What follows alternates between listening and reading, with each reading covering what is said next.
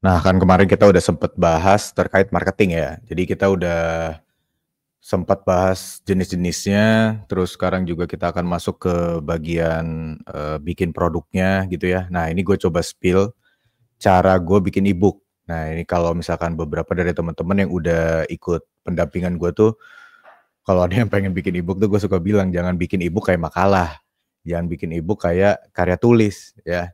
Jadi ini ebook ini beda, makanya kata kuncinya itu produk digital itu teman-teman. Produk digital tuh harus solutif. Nah, itu kata kuncinya ya. Jadi produk digital itu harus solutif, bukan nambah knowledge doang, tapi solutif gitu. Knowledge-nya tuh harus bisa, pengetahuannya tuh harus bisa jadi sesuatu untuk orang gitu, bukan cuma ngasih tahu doang gitu ya. Makanya industri ini jadi bermasalah karena banyak orang bikin e-book itu 100% pakai AI. Itu masalah tuh. Ya, apakah saya menentang AI? Tidak. Jadi nanti gue coba jelasin di sini ya. Gue coba jelasin di sini sebenarnya di mana peran AI dalam bikin e-book gitu kan. Supaya e-book lo tuh nggak nyampah gitu. Nah, ini gue kasih. Nah, ini strategi checklistnya pertama ini dulu teman-teman ya. Jadi kuncinya tuh supaya nggak nyampah tuh ada 4. Ya, ada 4. Itu lo harus to the point, banyak contohnya, panen analogi, panen quotes. Oke, gue jelasin satu-satu. To the point. Nah, di sini pasti lo banyak yang ngerasa kayak, "Nih bikin e-book apa harus kayak makalah pendahuluan segala macam?" Nggak perlu ya, nggak perlu. Kita bukan bikin KIR ya, karya ilmiah remaja bukan ya. Kita bikin e-book nih, orang biar baca biar langsung ngerti, makanya to the point aja. Jadi lo nggak perlu yang pokoknya cover, daftar isi, go, langsung mulai gitu. Terus kalimat-kalimatnya juga jangan banyak redundansi atau jangan banyak pengulangan-pengulangan, lu to the point aja ya. To the point aja, maksud lo mau kemana, nah itu to the point. Terus yang kedua itu adalah panen contoh. Jadi kalau lo habis jelasin sesuatu, kalau bisa ada contohnya gitu ya. Kalau bisa sorry sorry sorry. Sorry. Nah, kalau bisa lo tuh ada contohnya, ya kalau bisa ada contohnya. Makanya tadi kayak to the point yang gue maksud nih, gue kasih contoh nih ya. Digital marketing untuk produk digital. Lu nggak mesti fokus ads, lu bisa fokus organik dengan cara 1, 2, 3, 4. Dah, itu selesai tuh. Itu to the point. Yang gue maksud to the point tuh yang begitu. Dan paling contoh misalkan. Gue udah memulai dari 2014, kemudian gue ngedevelop jualannya ABCDE, ya. Di bulan keempat gue ternyata kena 90 juta lebih. Nah, itu paling contoh. Ya, jadi kita perlu contoh-contoh yang real. Semakin real semakin bagus. Nah, kalau misalkan seandainya gue nulis e-book yang bukan gue banget gimana Mas? Gitu kan. Banyak banget yang nanya gitu kan. Ya, lu harus cari contohnya di AI. Jadi apa nih, contoh apa yang cocok buat mendemonstrasikan poin ini gitu. Ya, jadi lu harus panen contoh. Terus yang ketiga itu panen analogi. Ya, jadi panen analogi yang dimaksud itu adalah saat lu memahami sesuatu, terkadang orang nggak ngerti apa yang lu tulis. Makanya lu perlu analogi. Analogi itu kayak semacam apa ya, kayak semacam perumpamaan. Kalau misalkan contohnya kayak buat gua, common sense itu kayak kita lagi di lampu merah. Kalau lampunya merah ya udah gua berhenti. Nah, itu common sense kan, itu masuk akal kan. Itu sederhananya kita memahami sesuatu itu common sense. Tapi kalau seandainya kita lampu hijau ya kita harus jalan. Itu analogi. Jadi analogi gue untuk menjelaskan tentang poin common sense itu dengan menempelkan common sense itu dengan lampu merah, lampu kuning, lampu hijau, kayak gitu ya. Itu analogi. Makanya lu perlu cari analogi dari setiap poin yang lu jelasin. Oke, itu. Selanjutnya itu panen quotes. Nah, kalau panen quotes banyak di GPT di segala macam, lu cari aja panen quotes banyak banget. Jadi lu nggak perlu susah-susah lah kalau terkait panen quotes dan lain-lain itu lu bisa cari banyak banget. Oke. Nah, itu 4 kunci supaya e-book lu nggak nyampah. Jadi ada 4 ya, to the point, kalimat lu to the point, jangan banyak basa-basi. Terus panen contoh, ada contohnya, ada analoginya, ada quotes-nya. Ya.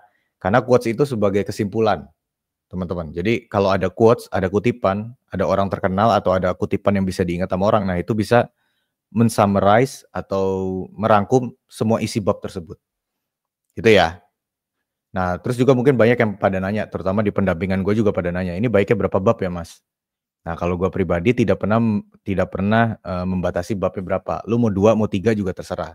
Tapi gue biasanya selalu menggunakan framework GROW. goals ya, itu tujuannya itu biasanya bab 1, ini buku tujuannya buat apaan, itu satu ya untuk nge-lock, apa ya, ekspektasi orang ngebaca. Kedua itu R, reality. Nah, reality-nya yang dihadapin tuh apa, nah itu contoh, analogi, itu ada di situ. O, itu opportunity, lu nawarin sesuatu, ini loh cara yang bener. Nah, itu pakai O, opportunity. W itu way forward, jadi kayak lu to do list. Lu habis udah baca e-book ini, lu harus A, B, C, D, E, gitu ya.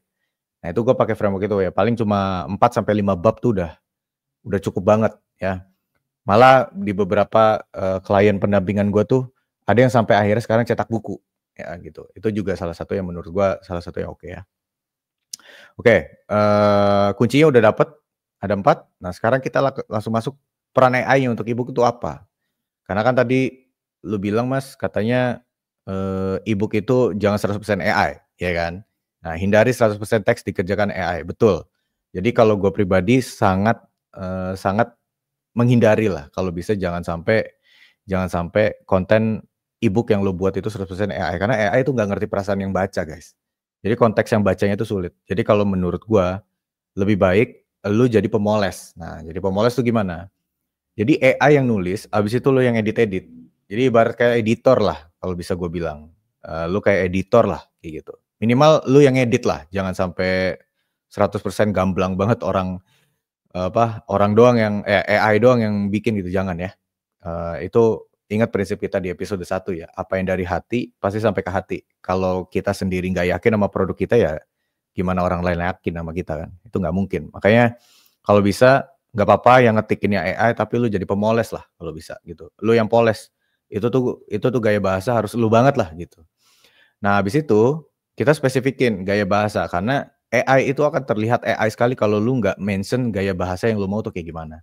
Nah, kayak gua ngomong sekarang gua lulu karena sehari-hari gua kayak gini gitu ya. Sehari-hari gua kayak gini, makanya kadang gua keselipet saya, kamu itu gara-gara gua sering ngajar kan. Kalau di dalam pengajaran, terutama ke bapak-bapak, ibu-ibu, saya nggak bisa ngomong gua lulu gitu kan.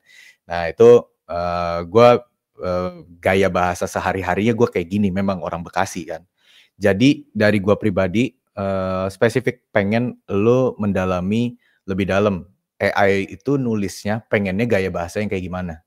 Ya, formal kah, friendly kah, casual kah, satir kah, sarkas kah? Karena lu banyak banget pasti nemuin orang kelihatannya kayak so tahu bahasa-bahasa segala macem, apalagi di thread segala macem gitu. Percaya gue itu emang udah di-set gaya bahasa dari AI-nya itu emang nggak bisa AI banget, makanya kelihatannya tuh kayak manusia banget gitu. Nah, sebenarnya itu AI. Jadi untuk menggunakan AI, tolong spesifikin gaya bahasa yang lo mau apa. Kalau gua pribadi, gue biasanya make yang sarkas sama yang friendly. Ya, sarkas itu biasa gue pakai di, sosmed. Makanya kalau lu lihat konten-konten, sosmed gua, itu sudah 100% AI. Udah 100% AI. Bahkan ngedesain juga gue udah AI, gitu. Gue tinggal ngedit-ngedit doang, tinggal moles, gitu.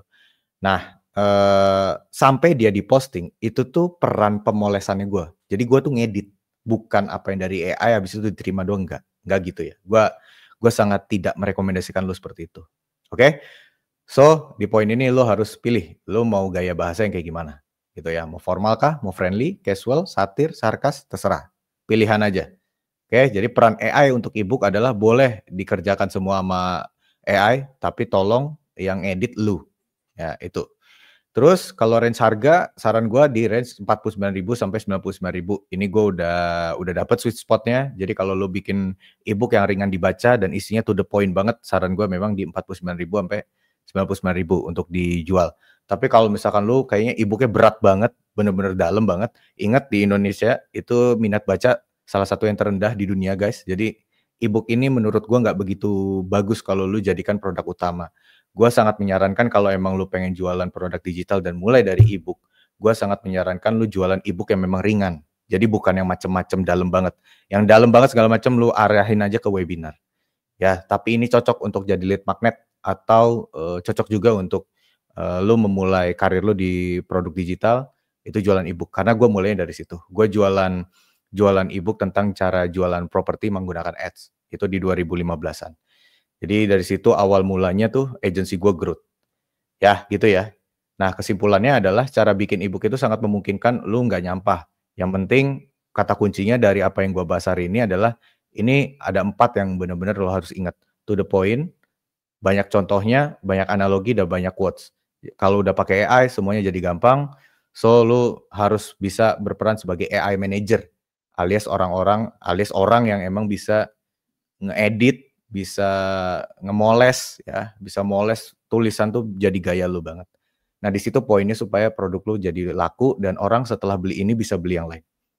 Gitu ya guys ya, gua anti hit and run, gua nggak mau ngajarin lu cara bikin produk yang hit and run asal jadi pakai AI abis itu lu jual, itu sama aja kayak ngejebak orang guys. Gua sangat tidak merekomendasikan itu, jadi be careful sama quality.